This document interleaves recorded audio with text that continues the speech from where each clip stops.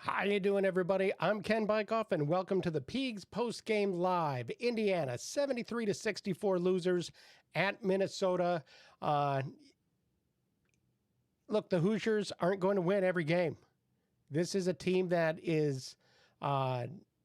has shown a little bit of weakness along the way, been a little bit shaky.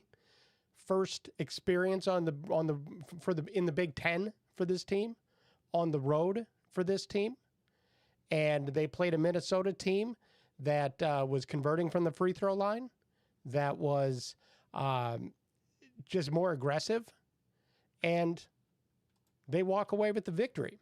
I'm already a little bit fascinated by some of the things I'm seeing on Twitter about how this is just going to be a terrible team and that Darren DeVries isn't a very good coach. And it's exciting to see that if one thing can be consistent when it comes to Indiana basketball fans, some of them anyway, that overreaction is certainly part of their equation. 812-393-2600 is the number. We already have a couple of calls on the line. Looking forward to hearing from our group. So caller, if I have your name, where you're from, and what you got. Hey, KB, Ryan from Round Lake, calling back in. Ryan, how are you doing? Hey, I need something to cheer me up.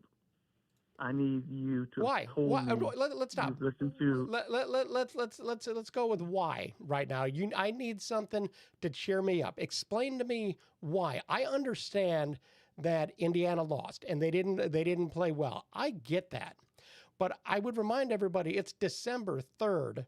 And the 8th game of the season for this team that has won the first 7. So I was going to say, KB, I was going to say, because you still have listened to Lowdown by Lil Baby. Okay. You're right, I haven't. But I will I will do that. But let me tell you, I was driving in my car yesterday, and I thought to myself, I got to listen to this song. I wrote it down last time. I haven't done it yet, and I really apologize for that. And Lowdown by Lil Baby, I'm going to bring it up in one of my browser windows that I got in front of me right now, and I'm going to listen to this damn song so that for sure you'll know exactly what I'm talking about. You'll like it. No, I thought the Hoosiers, man, you go 3 of 10 in the second half from the foul line. They'll be fine. They'll be fine. No concerns here. Round Lake, Whitley County, strong, man. Northside Pizza, shout out. And you know, here's the thing. It's okay to be upset about the game, upset that Indiana didn't play the way that we have seen them play at times. It's a conference game. This is going to be a team that lives and dies by the 3. I was disappointed that we didn't see the same kind of ball movement that we've seen at other times this year.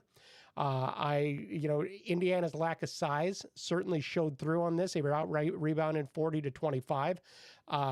None of these are new things that are happening for Indiana outside of the fact that the ball didn't move and the 3-pointers didn't drop. The barn is a tough place to shoot, and that's not an excuse. That's a fact. This is the first Big Ten game for this Hoosier team. And throw in the fact that there were a couple of, it didn't cost him the game, but there were a couple of late calls where I feel like Darren DeVries got his first taste of Big Ten officiating on the road. High knees, man, Jeffrey Anderson. It is a very frustrating thing. You had a Minnesota player trying to call a timeout while trapped in the corner, and he's calling the timeout. And instead, an official who is 25 feet behind the play, looking from the back, calls a foul on a play that he is absolutely shielded from, and he goes ahead and makes the call. This happens all the time. And it's frustrating, but, it wasn't officiating that cost this Indiana team the game. I'm not saying that it was. It was just, not being able to knock down shots in the second half and going 1 of your last 7 and not being able to make a run, even as Minnesota doesn't score a field goal in the last 4:08 of the game. Hey, KB, you got plans on Saturday? You double dipping? I'll be right where I am right now. and doing 2 call-in shows, one after the basketball game, one after the football game. I love it. I see you got a tree back there. Oh yeah, Is that a family tree, kid tree? Let me tell you, my wife has a total of currently 6 Christmas trees up in this house. That's the smaller one. That's only Santa Claus ornaments on that. We have one that is all snowmen and snowflakes. We have one that is all sports ornaments, one Disney ornaments, all that is all food ornaments. We got all kinds of stuff. Love it, man. Hey, we'll check in with you after a Hoosier win. 2 Hoosier wins. We'll be here Saturday. I God hope bless. so. Take care. 812-393-2600 is the number. 73-64 loss for the Hoosiers. We got another caller on the line. Caller, if I could have your name, where you're from, and what you got. Hey, yeah, this is Bill from Blue Lake, and I was going to say the number of trees you have is about as many free throws we could make during the game. That was a little frustrating to watch tonight. But yeah, Indiana 12 of 20 on the night. Yeah, I feel like when I can't remember his name that they subbed in from Minnesota, number 4. I mean, I don't know if he's even played basketball. It was like I don't even know how we weren't taking advantage of when they got into foul trouble. I think that's kind of what killed us. We just didn't take advantage of anything tonight. So. Yeah, and again, I see this as something that cannot be overlooked. Is that because it says Indiana on this team's chest, doesn't mean that they are used to playing basketball in the Big Ten. And that's something we have to remember that, Reed Bailey's from Harvard, Lamar Wilkerson, Connor Enright, Tatum Connerway, Tucker DeVries is the guy. So is Sam Alexis. Other guys just simply, this is their first taste of it. And so we have to keep that in mind when it comes to this team. Yeah, I agree. I think this is probably a good thing for Indiana to realize, down the stretch here, what it's going to take to play in conference basketball. Quick side question, too, before we get going into the heat of conference play. Did you get any hunting or fishing in here during November? I mean, not the hunting season's coming to an end. Did you get any free time out there or just focusing on basketball? I'm not a hunter. I'm glad people do it, but it's just not something that I've ever even had the opportunity to do. Fishing, I'll do. I like to go fishing in the summer, but hunting is just not something I've ever gotten down with. And I've never even been given the opportunity to do it. And I'm glad people do it. And, I know that people have a ton of fun with it. It's just I've never had the time to do it or the opportunity. Hey, we all know Bobby Knight did some of that fishing, so we got to keep it real. We appreciate it. I appreciate it. Thanks a lot. Thank you so much. Indiana, 12 of 20 from the free throw line on the night, including 7 of 14 in the second half. Just 4 of 15 from three-point range in the second half as well. That's a point of frustration. I'm interested to see what Darren DeVries says during his postgame. Hopefully we'll hear from him in just a little bit. We got another caller. Caller, if I have your name, where you're from, and what you got. Hey, it's Larry from Fort Wayne. How you doing, buddy? Good, Larry. How you doing? Good, man. Let me start off with a poem for you. You ready? Yeah, bring it. You mentioned the free throws. I incorporated it in the poem tonight. So here we go. Ice is in Minneapolis, flashing badges in the snow. IU lost tonight. My spirit's hitting all-time low. Between the feds and failed free throws, I'm queasy, sad, and still. If disappointment were a sport, I'd letter in it, but I'm kind of feeling ill. Very good. Hey, man, thank you, sir. Here's my concern. I don't know if you watched Purdue last night on the road, veteran team. I was confidence up, man. I thought that this team was going to get it done, but Minnesota's bottom of the barrel, and we didn't get it done. I need you to talk me off the ledge. Well, it's a Kelvin Sampson thing that he used to say, which was you don't play February basketball in November. It's early December. It's kind of the same thing. Like I said, this is the first opportunity for a lot of these players to play a high-level conference game, a power conference game. A couple of guys have, but as a group, first year, everybody together.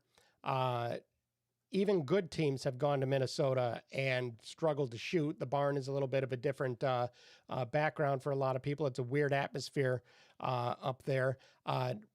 You're right to be disturbed about the fact that Indiana was taken out of their game, wasn't as aggressive as we have seen them be. I also thought that at times, not all the time, But a few times I saw Tayton Connerway, who had a terrific game. He tried to force things a little bit more.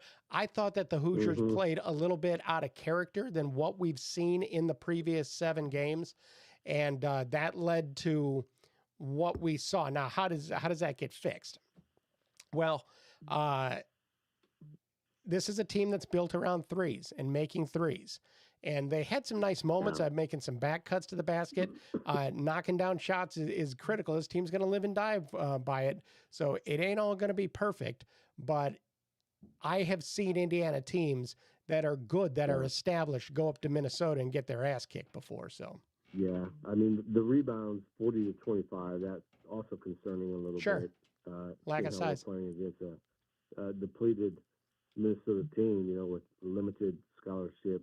And I'm not trying to be a Debbie Downer. I want to be realistic on where we should be on this team is what I'm saying. Well, there are warts on this team, to say the least. There aren't guys that can create off the bounce when they need to, or at least not enough of them, or do it consistently.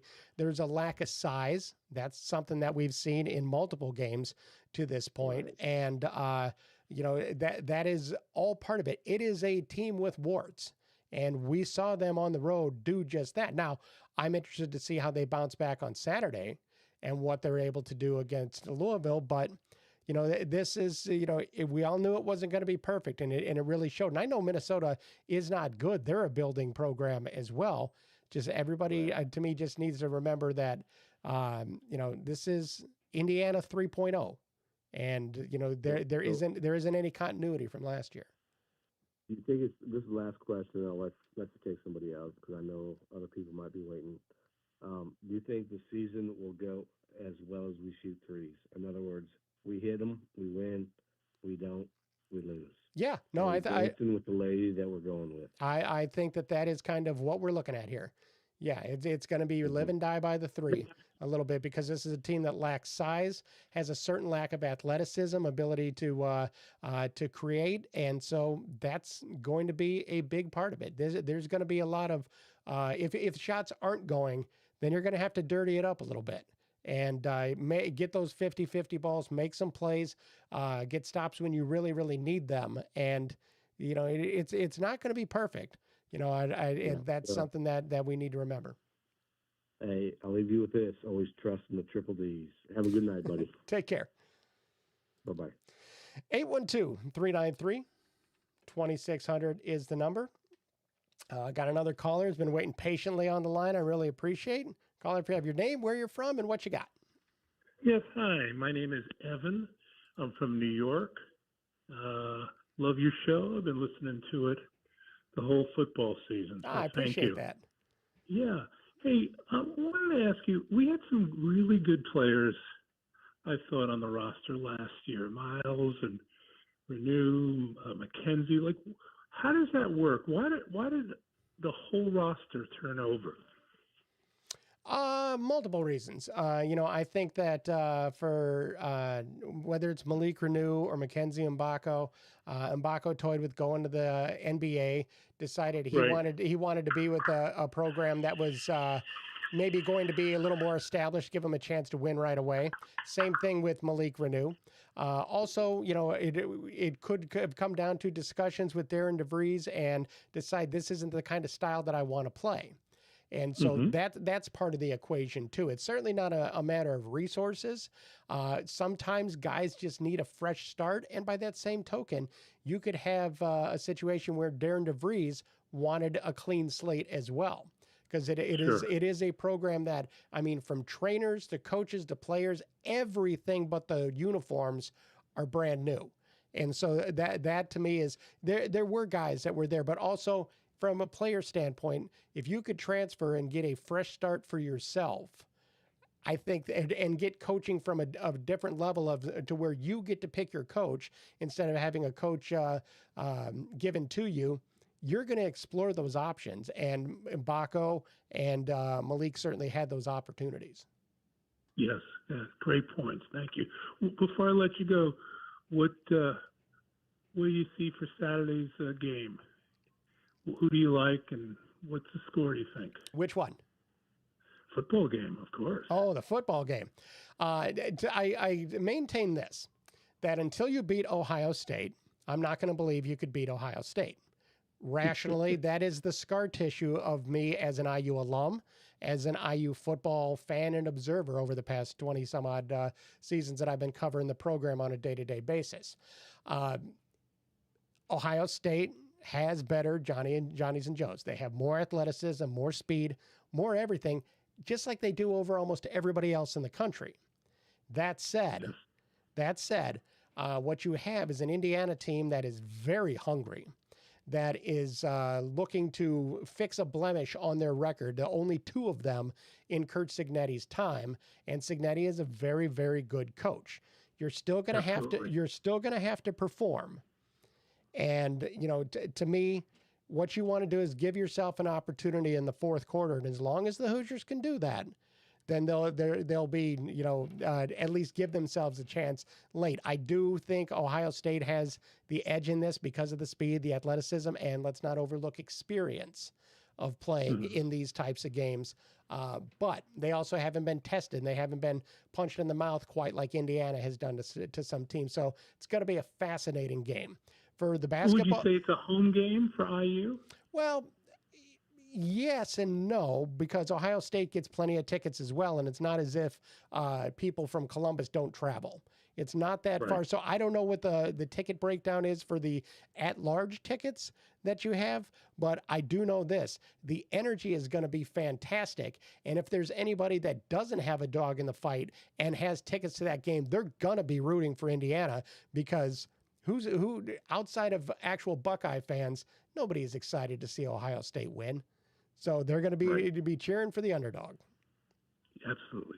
Well, thank you. And again, love your show and faithful listener. I appreciate it. Thank you so much. Okay. Great calls so far. Very excited. And we got more on the line. I'm very excited about that too. 812-393-2600 is the number. Please give us a call. I haven't even checked the chat's really rolling here. And I'll get to the chats and go through all that in just a little bit. I don't like to make callers have to wait on the line for too long. So I'm going to go ahead and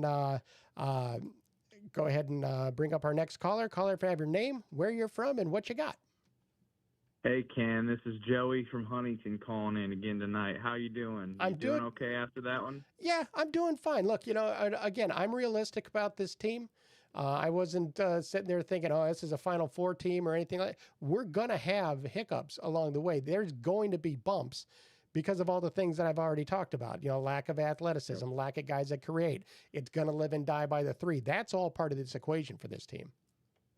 Yeah, well, a couple things I wanted to say tonight. I wonder, obviously I told you a couple weeks ago, old coaching guy here, loved Coach Knight and took his class at IU. But, I have to wonder if the Golden Gophers were a little extra excited for the game tonight with it being Medved's first game there at the barn.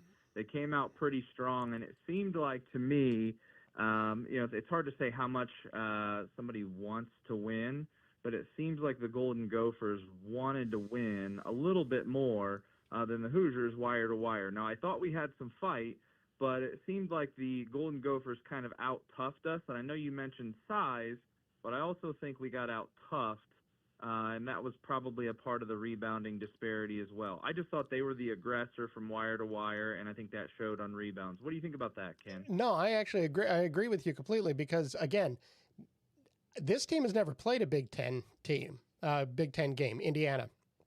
There's no institutional knowledge of what it takes to play in the Big Ten and win in the Big Ten, the physical style that you play. That isn't part of their equation. So they're going to. Today was a learning experience for that group because they haven't faced it before, and you do have to be tougher than what Indiana showed. I thought Indiana, to this point this year, has been not sloppy with the ball, but they can be a little loose with just getting the ball poked away or not holding on to it. And part of that is toughness and protecting the ball. And when you play a physical game like you're going to play every single night out in the Big Ten, that could come into play. So to me, yeah, you're absolutely right. I felt that we were out-toughed.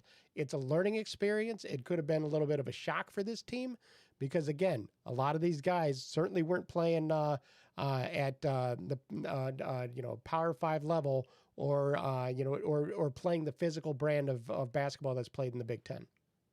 Yeah, I think Bailey in particular Yes. got exposed underneath quite a bit. And then I don't know what Coach DeVries was thinking on this one, but what are we doing with playing the Serbian tonight? That one doesn't make a lot of sense to me. Well, he only Can you played. explain that? He only played 3 minutes. Let's get your feet wet a little bit. He has to start playing at some point, and if you don't play him in this game, and you wait for a non-conference game, well, now you're 2 weeks farther down the road. So if you could bring him in and play just a couple of minutes, and get your feet wet, then that's really important. He plays 3 minutes. He's -4 on the day. That isn't the end of the world, but just you got to put him out there at some point. And if you wait for a non-conference game, you have this game, Louisville, Kentucky, Penn State, all coming up. Now you're 2 weeks down the road, and you've lost 2 more weeks of getting him time. I think that's just part of the equation. But do we really think the Serbian can play any meaningful minutes down the stretch for us at all? I don't know, but he's got to start to play at some point. And so this is the thing. And it was real limited time. So, all of it was in the first half. So. Mm-hmm. Well, let me say one other thing, Ken. As a Northeast Indiana guy, something you just said before I called in resonated really well. If you're not a Buckeye fan, you're not rooting for Ohio State. Us up here in the northeast corner of the state, we don't like Ohio State too well, and we're not going to take too kindly to whatever happens in that game. So I would root for Purdue before I would root for Ohio State in any sport. The college football world is going to be rooting for Indiana, because they're the story, the underdogs of this whole thing. And if you don't have a dog in the fight, you sure the hell ain't rooting for the Buckeyes to win the thing. It's like, hey, let's have Indiana do it and let's see how it goes.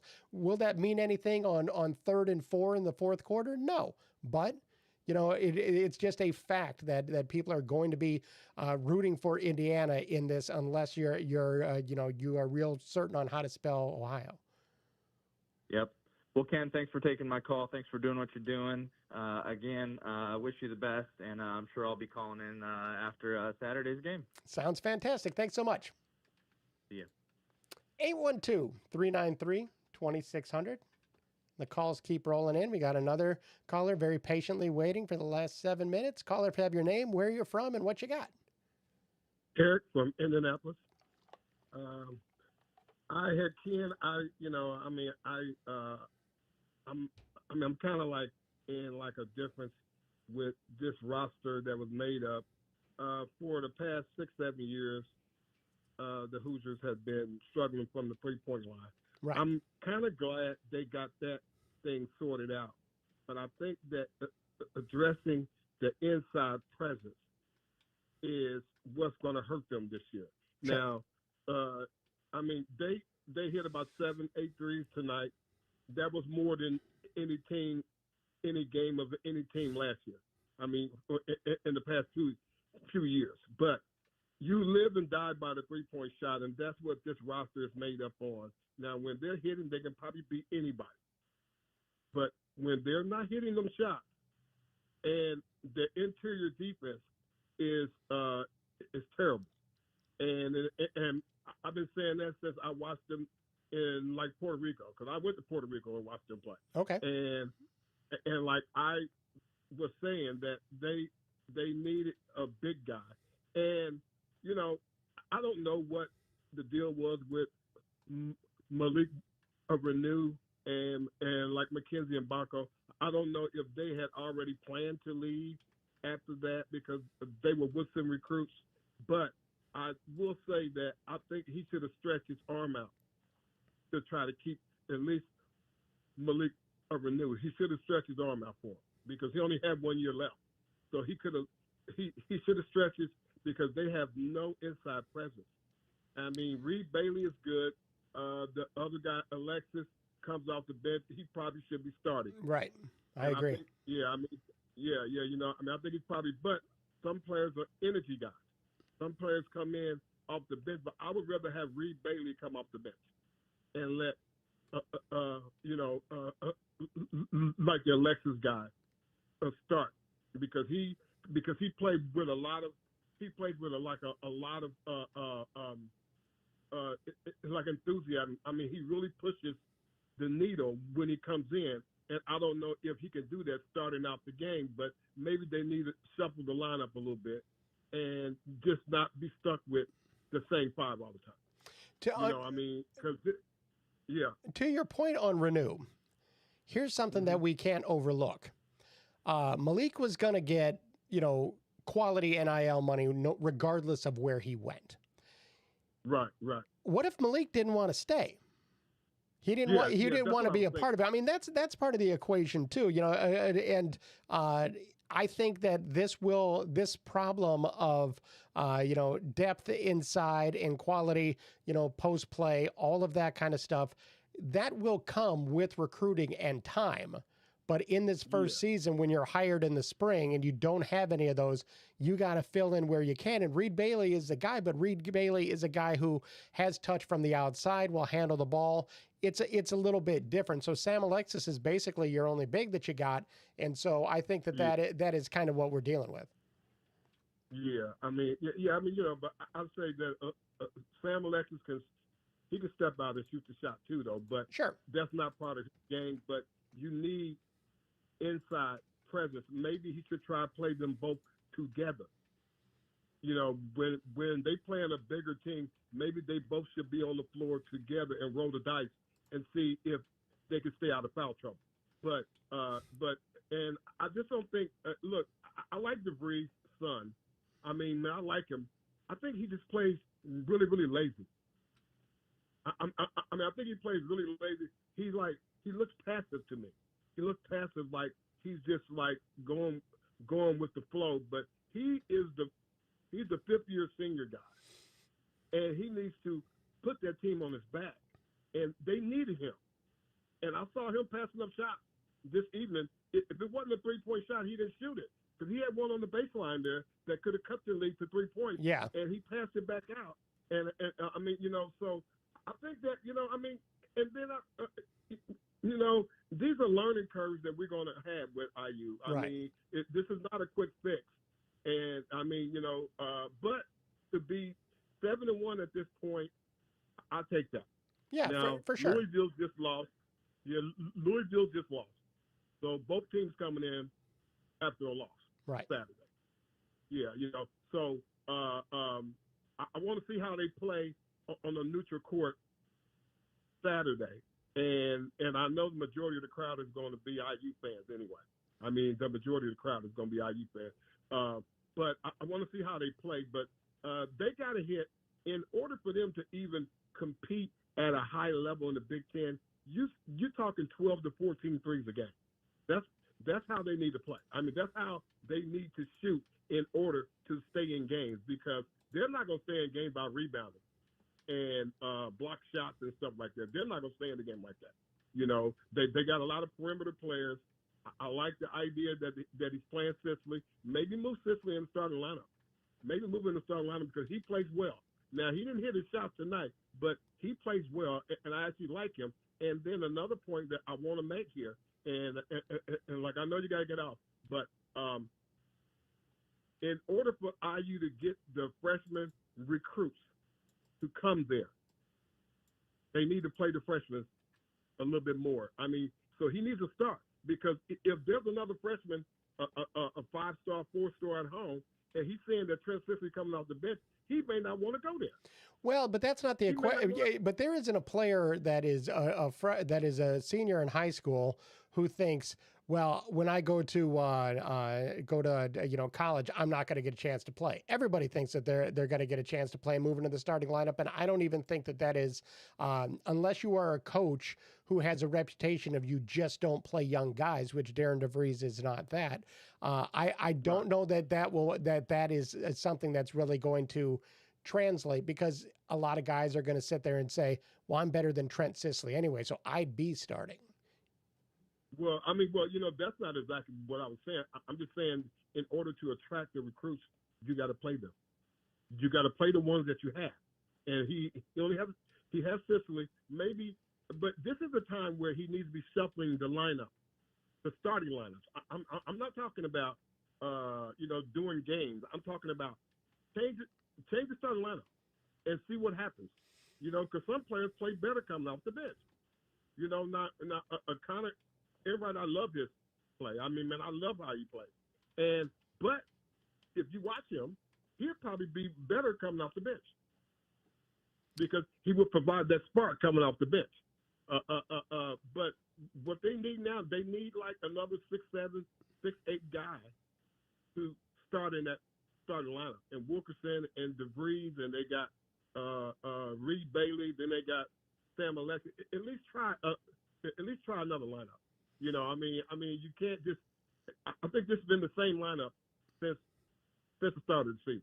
I mean, just been the same lineup. Well, we're eight games in. We're 8 games in. So I mean that is important too. Even with your starting lineup, you want to get some continuity, and so you're building that. But we haven't seen that he won't change up the starting lineup. So that is kind of a wait and see situation. And I think it's interesting. You mentioned playing the 2 post guys next to each other.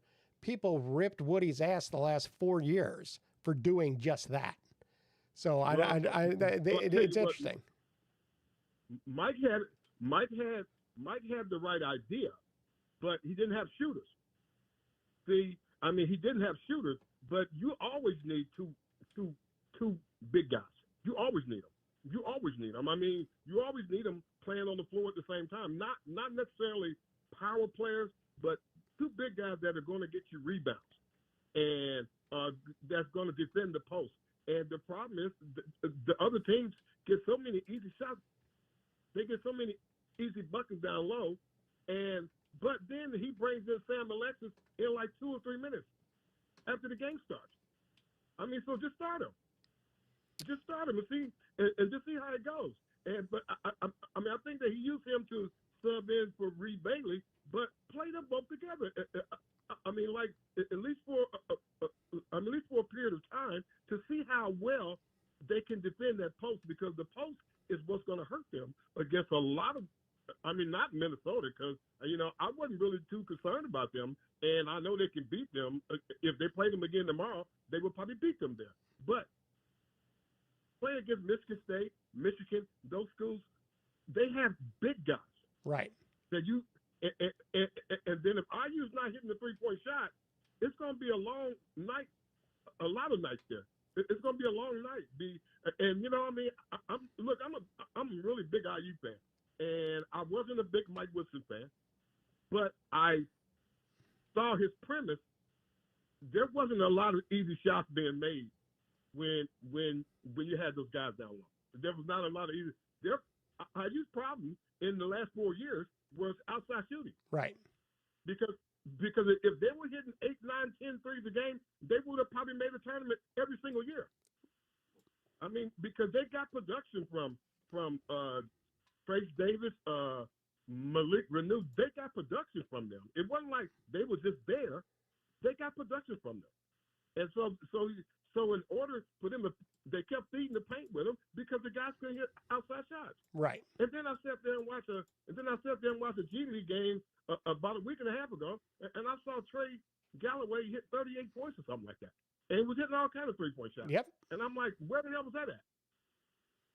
I mean, I'm like, where was that at? I mean, and a lot of that had to do with coaches, but I can just tell you, I mean, this is going to be a roller coaster ride.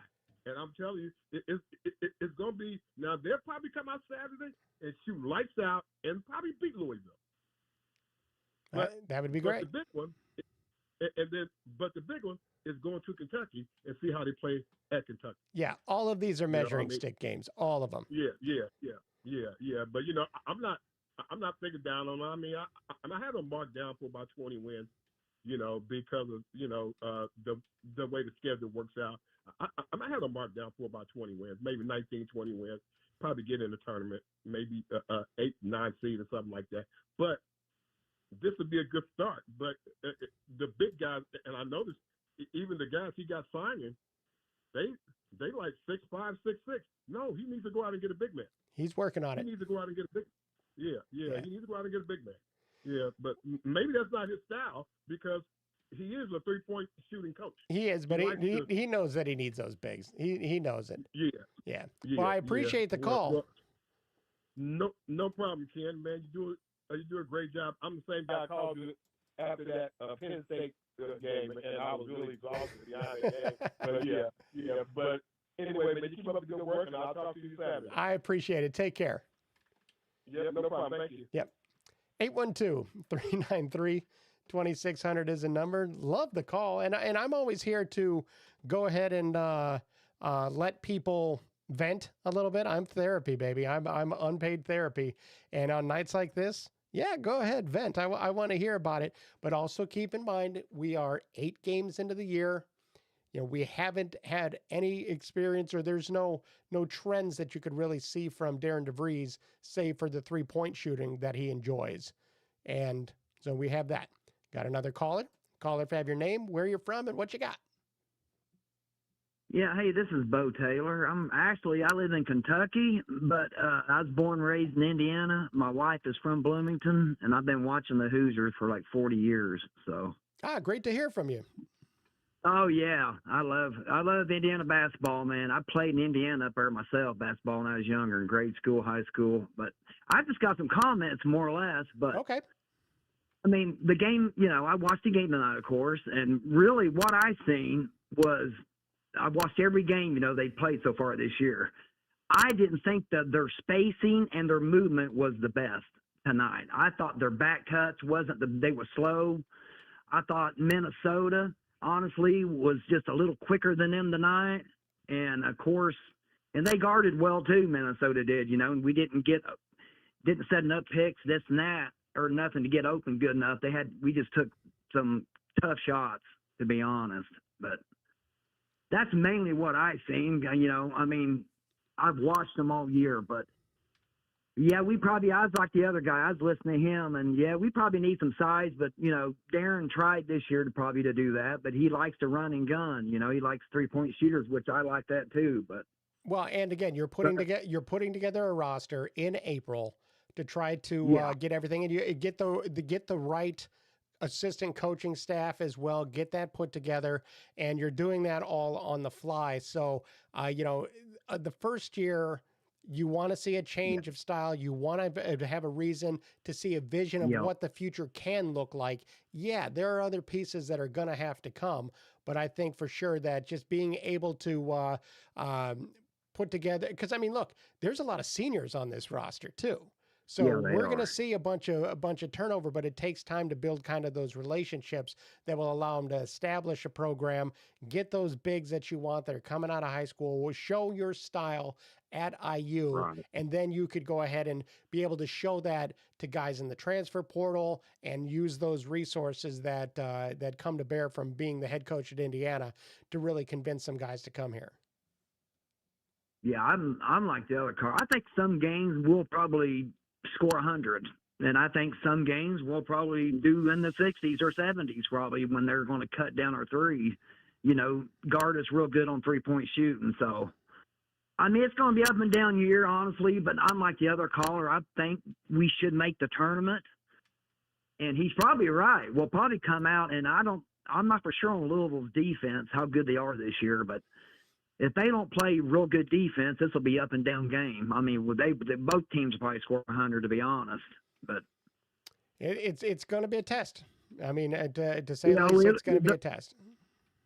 Yeah, they're going to have to play way better than they did tonight. There's no doubt about it. I mean, for sure. Like I said, did you think they was a few steps slower tonight? It looked like it to me. For sure. For sure. A lot of the 50-50 balls, too, that Minnesota got to that Indiana didn't. Part of that is being on the road. Part of that is energy. But I also know in hearing Darren DeVries talk about his team in the past that kind of thing coming out and not having quite the energy that you should, it irritates the hell out of him. And so he's going to be, I'm sure, making it a point to let them know that he ain't happy with what he saw. Yeah, because their spacing wasn't good tonight neither. I mean, I was watching it, and they was just they wasn't spaced out good. If you watched all their other games, and I know that they wasn't perfect every game, the other 7 that they played. Right. 7 games that they played. But, I mean, if you watch, like, just the last game, the Kansas State, and the spacing was good. I mean, they cut hard. They was cutting hard. off of the picks, and they was setting some ghost screens too, and they would roll, but they'd roll to the basket, say. But I mean, they was just doing real. I mean, I just didn't see a lot of that tonight. I just thought they was a little slow, and their spacing was horrible. I mean, and and if you're going to if they're going to guard you tight like that, you got to get some space. Right. I mean, you got to try to set some picks and this and that, get open, shoot some threes. I mean, when they're bunched up like that, if you notice when they went to that zone, we did pretty good. Right. We got open at least a time or two there and hit. So yeah, I mean, it was kind of an up and down year, but I think we'll be fine. I think I'm like you. I think it'll be a learning lesson. I think they'll play Louisville a lot better. Even though Louisville's 10 times better probably than Minnesota, honestly. I mean, but I think they'll play Illinois. I mean, Louisville. Yeah, I think they'll play Louisville better, no doubt. Well, it's going to be, it'll be interesting to see. But this team has shown. I know that Darren DeVries, doesn't just accept that. Okay, well, we'll just move on and all that. He expects more from his team, and he's going to be sure to get into them. Well, this is probably a good loss, to be honest. I mean, early in the season like this, they probably need this. I mean, because I don't know if you noticed this too, but some of them other games that we played, some of them cupcake games we played early. I mean, some of them easier teams that they should beat anyway. I mean, they come out a little sluggish on a couple of, Yep. Then they figure, hey, we got to pick this up, man. Yep, and that's all part like of the equation. Yeah, setting a standard and learning what that standard is. And I don't think that that the team lived up to that standard in any way, shape, or form today. I don't either. I just think they downplay some of the teams they think they can beat pretty easy. Honestly, and I know in the Big Ten, I mean that the last team that in the Big Ten can beat you on any given night. I mean, man, you can't play like that in the Big Ten. For sure. Hey, I appreciate it, buddy. You answer no. Oh, well, I appreciate the phone call. Thank you so much. Thank you, buddy. Okay. Take care. Yeah. Fantastic phone calls today. Fantastic phone calls. Just love it. Lines are now open. 812-393-2600 is the number. Why don't we go ahead at this point and let's hear from Darren DeVries and what he had to say during his post-game press conference. He also had Sam Alexis with him. This is the Minnesota post-game, courtesy of Jeff Rabjohn. So without any further ado, here is Darren DeVries along with Sam Alexis. Yeah, Darren, first of all, the big picture, you guys have been playing well, but then how do you grade this performance? Give me your thoughts into the coach's chair. Yeah, I just thought overall it was a little disappointing. I thought defensively we've been pretty good all year. I thought we just gave up a lot of clean opportunities for them tonight, some layups, some open threes, and then offensively we just kind of let their physicality kind of bog us down a little bit, and we didn't get the type of quality shots that we've been getting and accustomed to getting. So, I thought to start the second half we came out. I thought we were pretty aggressive. Just weren't able to kind of get it going again in that second half. They kept fighting, kept competing, but ultimately came up short. Yeah, Darren, I don't know how aware you were of the history of the series. Obviously Indiana won 9 straight. Fans obviously knew they rushed the floor. What's your message to the players after the game? That's kind of the image they're left with. Well, I think for us the image is we lost the game, and it was going to happen at some point. But the main thing now is now that you've lost one is how do you respond, and what happens in that locker room on the practice floor as you get ready for the next game, because there's a lot of really good games we're going to have this year, and every night's going to be a fight just like this. So we have a group that's pretty connected. We got some guys that played a lot of basketball, so I expect them to come ready and to respond and be ready for Saturday. Derek, you got it back down to 62-59 in the last 4 or 5 possessions in a row. After that, couldn't get anything done. How did you feel about what you were getting and the looks you were getting? Yeah, when we got it back down to 3, I thought we got to the rim, I think 4 straight times. Just didn't convert around the rim. So I thought we got some some good opportunities there that we got to find a way to either get fouled or make the layups there. Tucker and Lamar only 10 points in the first half. They've been really good, but 10 points in a half is not, below the norm. What do you feel led to that? Yeah, I think they did a good job being physical with Tuck Lamar, made their catches tough, made the opportunities for them to come off clean, challenging. Like I told the team, we got to do, a better job as a staff of figuring out, okay, here's how we're going to get, guarded, from these two guys and still be able to utilize everybody else by how they're guarding them. So create opportunities for those guys, but also still find ways to be able to get them free and get them open. Yeah, Jared, did you feel guys were maybe being passive at times, waiting for somebody to step up, or did you feel like you guys were being kind of aggressive? You mentioned that one stretch where you got to the rim a couple times, but overall, did you guys feel like maybe a little tentative, not as aggressive as you had normally been throughout this season? Yeah, I thought early definitely was the case, and then I thought we had a stretch in the first half where we came out of the timeout and we really got into the ball. We increased our physicality. We took a lead, 29-22.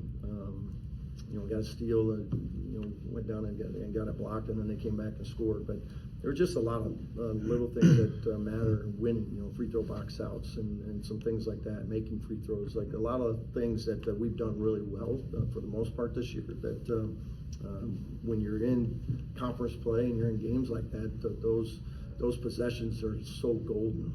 So you've got to value every little aspect of the game and of basketball. When there's a couple of out of bounds plays there where we had missed some assignments, and those 1, 2, 3 baskets that they matter, and that's something hopefully we'll really be able to take from this. And with Tucker in those situations where maybe the team's kind of looking for a leader, looking for someone else, you've talked about wanting to see him be more vocal or be bigger in those moments. Did you feel that he needs to kind of assert maybe himself a little more, especially in a game like that where your guys are kind of maybe looking for somebody to step up? Yeah, I thought he was very vocal, in the in the huddles and things, and from that standpoint, I think it's more just figuring out how can he be aggressive on the defensive end and aggressive on the offensive end to have an impact on the game in different ways. If they are going to try and take away some of his scoring, how else can he impact the game? Sam, from your standpoint, just offensively, you guys had been good. Only 64 points tonight. I think it was only 0.9 points per possession in the second half. Just from your point of view as a player, kind of what wasn't happening offensively for you guys tonight that had happened in the past?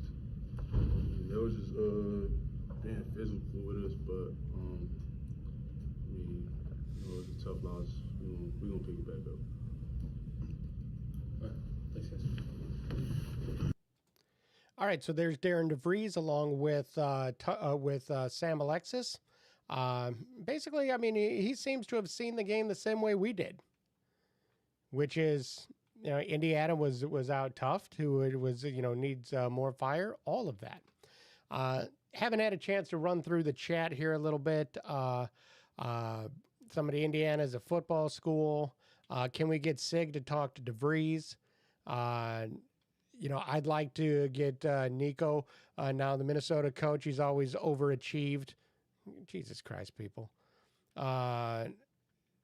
Ben says we lost to effing Minnesota. There is no overreaction. Yeah, it is. Why? Minnesota is not good, okay? And Indiana 3.0 is playing its 8th game as a team, as a program. Nothing is the same at IU except for the uniforms. Got to keep that in mind. It's really important. This is not a program that has been worth a damn in a long time. Keep that in mind. We haven't sniffed a Big Ten championship in a long time. So you're going to have this process happen. That's what happens when you go through a coaching change. Why isn't there at least one player from the IU roster on last year's team? That was, we had some terrific players from last year. That's something that we talked about with one of the callers there. And that is, hey, sometimes you want a clean slate. Sometimes you want a whole new setup. And yeah, there were terrific players, but maybe they wanted out too and didn't want to be a part of a rebuild. Let's see, this weekend could be rough. That is, I understand that is certainly a possibility. Z. Paulson says, I mean, these kids aren't even from Indiana. They don't understand the culture. What culture? Indiana doesn't have an Indiana culture because everybody is new. There is no shared knowledge from previous seasons at all. That's something that is important. It is, I say all the time, that Indiana basketball was Indiana basketball until Kelvin Sampson was fired. Then when you had that turnover, it was Indiana 2.0. Same name on the jersey, same building, same fans, completely different program. Well, that just happened again this offseason. There is no culture. That culture has to be built. And a guy being from Indiana doesn't make a difference. You can have 8 guys from West Virginia. If they're knocking down shots in an Indiana uniform, people are going to love them. So there is no culture. Yeah, that same Chad Z. Paulson says, imagine their look on their faces when they step into Mackey. Well, Purdue's a better basketball program right now. They're the number 1 team in the country. Indiana just lost to Minnesota. I mean, that's facts. This Firewoody now says, I agree with this caller that this loss is actually a good thing for the program. No loss is good, but you could learn from it. And that's kind of, I think, where they are right now. Road games are always hard in this league. I don't care against who. Yeah, that's absolutely the case. Winning on the road in the Big Ten is tough. It's very, very difficult. Just like winning at Assembly Hall is tough for other teams. So, it's 8 games after a coaching change, whole brand new group of people. I mean, that's part of that equation. 812-393-2600. Lines are open. We have not yet talked about the individual performances in this game. The Hoosiers were led by Tayton Connerway, 18 points on 6 of 11 shooting, 2 of 6 from three-point range, 4 of 6 from the free throw line. He added 2 rebounds, 2 assists, but had 3 turnovers, did have 4 steals. Played 23 minutes because he was in foul trouble. And again, for the first time this season, I thought that Indiana had a player who forced things at times, and it was Connerway. And so that's something that you don't want to get in the habit of, to say the least. But he was also trying to make plays and give the Hoosiers a spark. I get it. You had 15 points from Lamar Wilkerson, 5 of 14 shooting, 2 of 6 from three-point range. Made 3 out of his 4 free throws, couple of rebounds, had a turnover, a block, played 36 minutes. That led the Hoosiers. I'm sorry, Tucker DeVries played 37 minutes, but 36 minutes, -4 on the day. That is Wilkerson, again, at times, I think doesn't go as strong to the bucket as maybe he needs to. Doesn't finish around the rim as strong as he needs to, and hopefully that's something that he will learn how to do as the season progresses, because in the Big Ten, you need that. 9 points from Tucker DeVries on 3 of 13 shooting. Tucker's in a little bit of a slump, it feels like. Hasn't been as consistent as we saw the first couple of games of the year. 3 of 10 from three-point range, 3 rebounds, 3 assists, a block and a steal in 37 minutes. He was +2. And it's interesting to me because Reed Bailey, who had 6 points on 1 of 5 shooting, 4 rebounds, had some foul trouble in 20 minutes. He was on the plus side of the plus-minus. So was Connor Enright. So was Tucker DeVries. Everyone else was in the minus.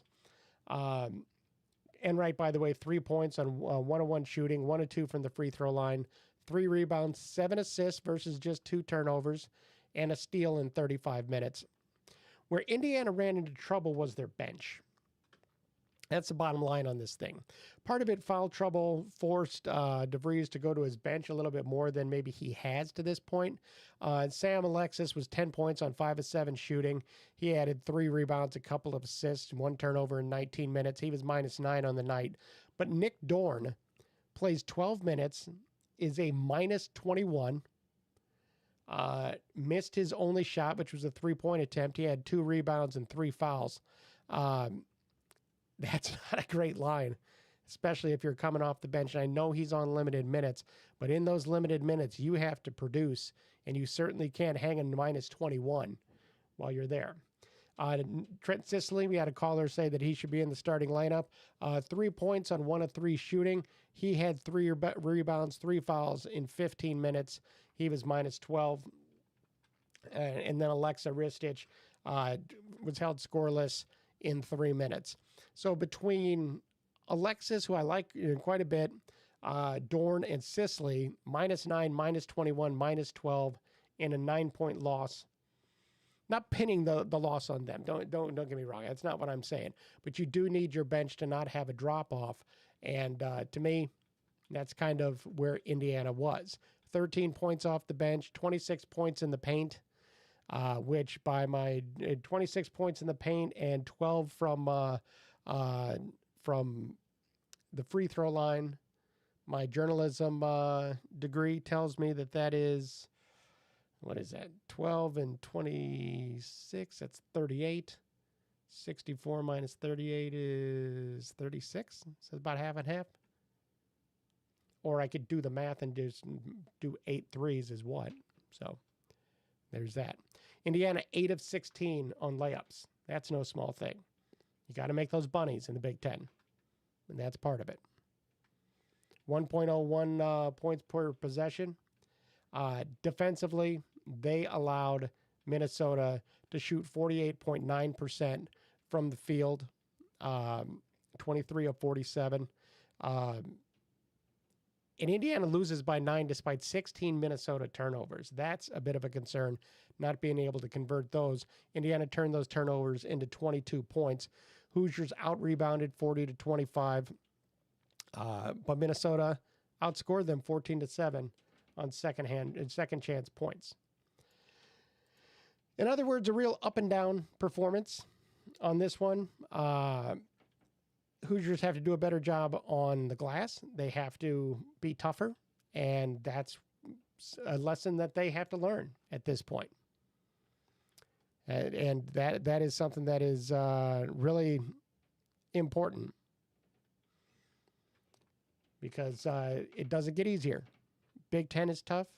Louisville's tough. Kentucky's tough. Got some tough games coming up.